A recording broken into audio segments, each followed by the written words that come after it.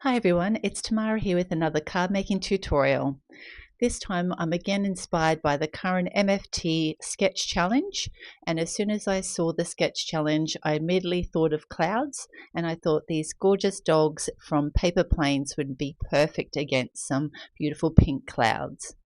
So I'm going to be doing some Copic colouring of the images, some ink blending to get like a little bit of colour into our clouds, and then some card making tutorial including stamping out and heat embossing and making a sentiment strip to size. So let's get started. So as I mentioned, I'm going to be using the Paper Planes clear stamp set from My Favorite Things for both the images and the sentiment, the Stitch Cloud border dies, and I'm going to be using this smooth white cardstock and a stitch rectangle die to cut out a panel 3 times, and be doing some ink blending with Distress Oxide, Spun Sugar and Kitsch Flamingo. So I've run the smooth white cardstock through my die cutting machine 3 times, so I've got the 3 panels. I'll set one aside, which will be our back panel, and now using the Stitch Cloud borders I'm just going to line them up and use some washi tape to stick them down. So I fluffed that one up too much, I will throw that away and get another couple of pieces on there. So the bigger panel will be underneath, so I'm just putting that very close to the right hand side, just lining up the second panel that will go on the top just underneath that one so I can see where I need to put this Stitch cloud border die. So I've got them taped down and I've run them through my die cutting machine, so we've got our 2 panels cut. So as you can see, this little smaller one will fit perfectly on top of the larger one, and then we'll grab that third panel which we'll stick everything down onto. So now we'll just do some ink blending on these cloud borders. So for the bottom one will be my lightest color, so I'm just starting kind of over to the right and just working the color up until it blends out into that white cardstock closer to the cloud detailing. So I'm just grabbing the other one to make sure I've got enough color there, and then we'll get the Kitsch Flamingo on the top panel. So in the sketch challenge it did look like there was a darker panel on the top, then a lighter panel, and then a light panel behind that. So that's why I've done this ink blending the way I have. So there we've got our 3 panels ready to go. Now I've grabbed out a piece of Copic XPress cardstock, which I'll be doing for my images today because we'll be doing some Copic colouring. So I'm just going to line them up in there to fit them onto that piece. Just make sure that's tucked into the right hand side to make sure if I do have to move it back it will go into the same spot. So we've just stamped that up. I've just double checked and made sure that's pushed to the side. And the great thing about the MISTI is now that is perfectly in place with the double stamping. So now we'll do some colouring. I will have all the markers lids up the top left hand corner, but I will also write all the colours in the description box below for you as well to refer to. So I always like to make my paper planes like white, but I never want to leave it plain white. So I'm going in with my C markers and just going to put the darker shadowing around the areas that will be in shadow with my C3. So the little dog will throw some shadow and also where those folds are. I'll blend that out now with the C1, just working in little flicking motions, slowly working into that white space. But because we're wanting this still to look white, we want to make sure that we leave plenty of white space, white cardstock showing once we've finished our colouring, and just make sure our shadows just blend nicely into that. So I've grabbed out my C00, and this will be our final colour that will just blend out into that white cardstock. But as you can see, there's still so much white cardstock there. It really makes this look white, but we do like it to be shadowed up so it does look like a real object and not like you forgot to colour your image. So now we've got our final pass done, and that's our shadows and our little paper planes done. So now we'll go in and we'll colour our little dogs up. So I'm going to do some spots on both my dogs. So I'm going to do the initial colouring of their base fur first, and then we'll leave them to dry while I colour the other one, and then we'll come back in and put their spots in. So I'm going to colour them up both with the same colours just to keep this pretty simple for you and to make sure you don't have to get too many colours out. So I'm using my E markers today. So I started with my lightest color, my E11, to put in my shadows. Then I've gone in with my darkest, the E15, blended that out with the E13, and now going into the lightest card space with the E11. So now I did forget to do his eye as well, which would be showing through his little goggles. So I'm just going in there with those same colors just to fill that in. And then we'll get the little dog done down the bottom while we let him dry before we put his spots in. So again, I'm just going in and marking out where I think all my shadows will be. So this guy's kind of lying quite flat, so I'm just kind of working out where things will be throwing shadows, like his nose and the goggles, and obviously underneath his ears. So now I'm going with the darkest color, the E15, to pop all of those in. We'll blend that out with the E13, just working up in flicking motions into that highlight white card space. And I'm just keeping the coloring really simple for you today. And now we'll go in with our final color, the E11, to make sure we go into all our highlights to get color on everywhere on our dog. So again, we'll leave him to dry while we work on our spots on our top dog again. So I've just grabbed out some different E markers for this, but I'm now using the lightest color, the E25, just to work out where I want all my spots to be. So I'm just putting them randomly around. I do normally like to put them along the edges of where his body will be, but you can like put them actual circular marks on his actual body if you wanted to as well. So I went in with our darkest marker, the E29, to put our shadows in. Now blending that out with the E27, and then we'll run that first color that we used again, the E23, to fill in those spots. So we've got all of that done now, and we'll do the same with those dog down the bottom now that we've got those colors out. So again, I'm just going to go in with the lighter color and work out where I want his spots to be. So we'll have a little bit of a spotty belly as well. And we'll go back in now with the darkest color, the E29, to put our shadow in. And blend that out with our E27. Working up into that E23 where we initially put down. And then we'll bring that E23 in and refill that out and make sure we've got a nice smooth blend between our colors. And I did decide I wanted to add a little bit of extra spots, so I put another couple on his ears and also another one on his face up the top. So I'll just grab that E29 marker again to do our shadows and our E27.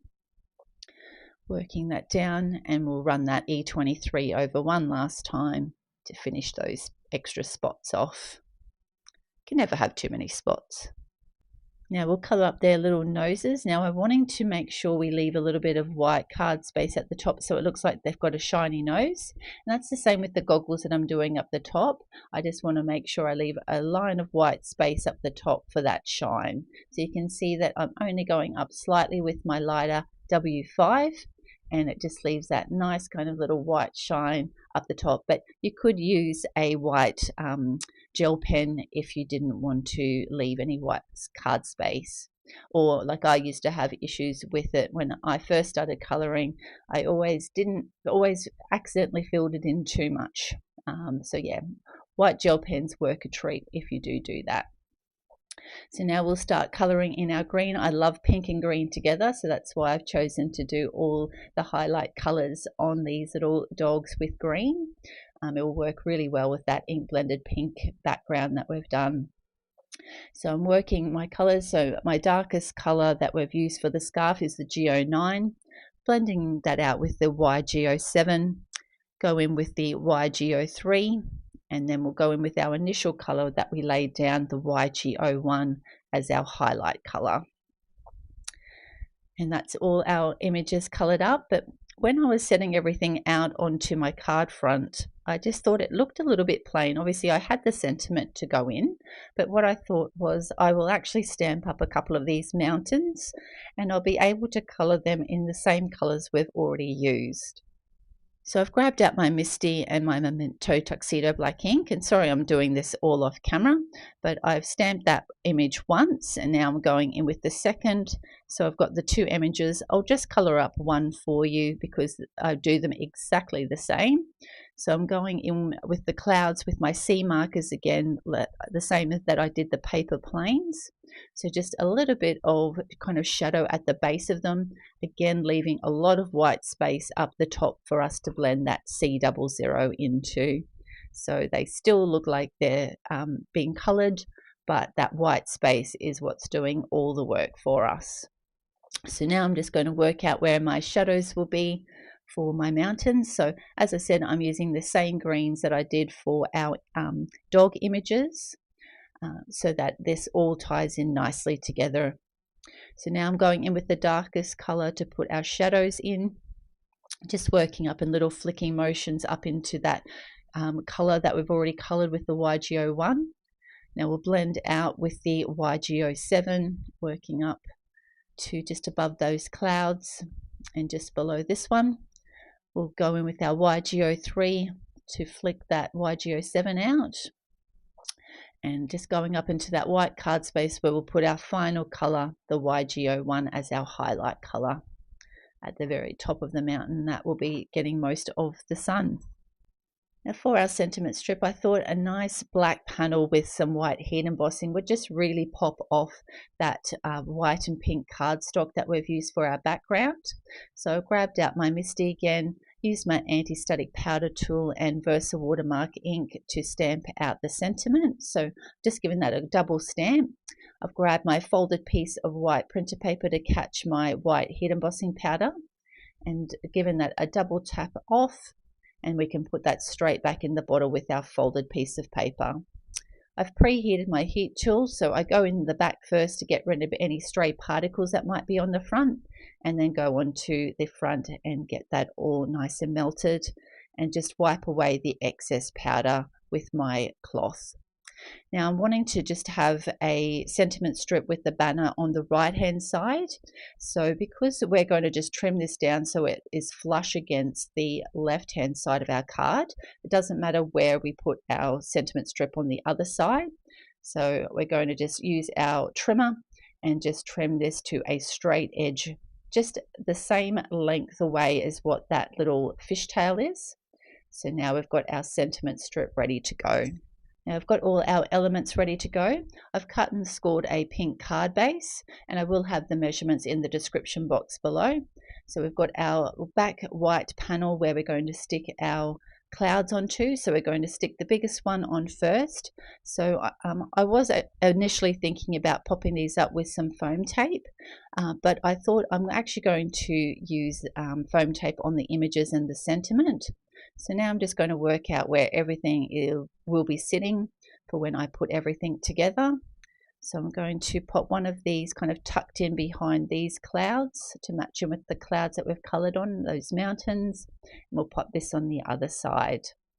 So I've popped some glue on the back of our main largest cloud border die with our spun sugar. And I've just lifted that down the bottom because I'm going to glue the first mountain down directly to that white base and just tuck it behind that cloud. So before that glue dries, I wanted to lift that up and pop our clouds underneath. Now again, I've popped some glue onto our top cloud border and given that a good press down. And before we put everything on, because we'll be popping that up with foam tape, I'm going to glue that onto our card base. And I did get some glue on my fingers, so to make sure I don't get any of that onto our ink blending, I just wipe my hands off first before coming in with the image to push it down. So I grabbed out my foam tape and getting that all layered onto the back. So I did have to switch out because my light was playing up and flickering a little bit. So I do apologize if you saw that there. So I'm just putting a few bits of foam tape strategically placed on the back of all the images to make sure they're nice and supported. I did think about using some black foam tape or foam squares on this, but I thought tape would be better. So I've just trimmed that down so that we've got that all secured on the back of our sentiment strip as well. So we'll get our little top flyer in up the right, top side. Our little cloud mountain, I did put it a little bit higher so I was able to pull that off before I pushed it down too much to line it up with the one down the bottom. We'll pop our sentiment strip just up against that edge of that cloud die, And I initially put him a little bit over to the right, but I pulled him off and I just wanted to move him over kind of a little bit more between those mountains, just to make sure we'd filled the space out. And this is a finished card project for this tutorial. I'm not sure if you noticed, but I did actually move that top little plain dog as well. Sometimes you do need to move things around to get them exactly as you're wanting them. And the good thing with the foam tape and some glues, you do have a little bit of wiggle room to move that around.